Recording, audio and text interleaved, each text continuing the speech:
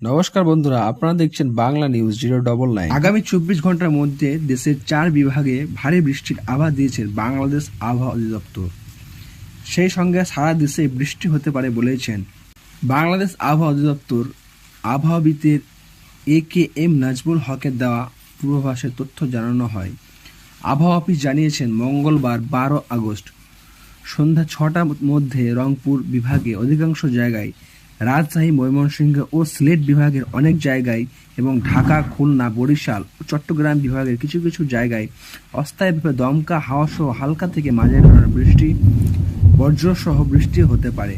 সেই সঙ্গে রংপুর, রাজশাহী, ময়মনসিংহ ও সিলেট বিভাগে কোথাও কোথাও মাঝারি ধরনের ভারী থেকে ভারী বর্ষণ হতে পারে।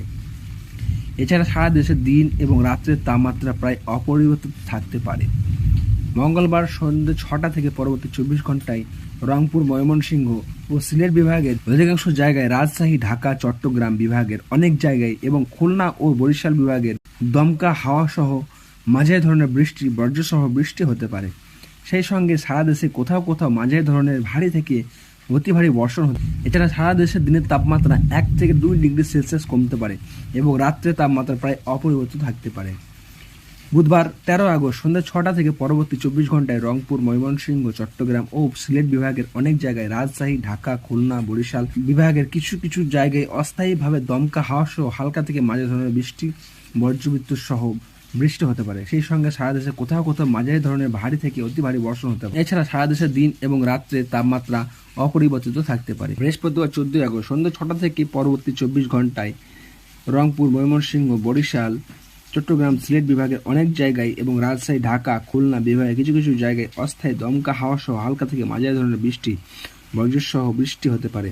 সেই সঙ্গে সারা দেশে কোথাও কোথাও মাঝারি ধরনের ভারী থেকে ভারী বর্ষণ হতে পারে। সারা দেশের দিন এবং রাত্রের তাপমাত্রা প্রায় অপরিবর্তিত থাকতে পারে।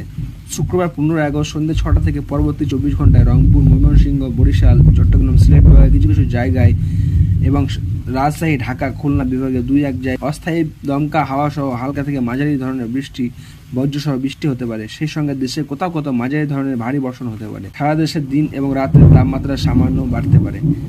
এছাড়া আগামী 5 দিনের শেষের দিকে বৃষ্টিপাত প্রবণতা বাড়তে পারে বলে জানিয়েছেন। এবং আপনি এই ভিডিওটি কোথা থেকে দেখছেন তা অবশ্যই কমেন্টে জানাতে ভুলবেন।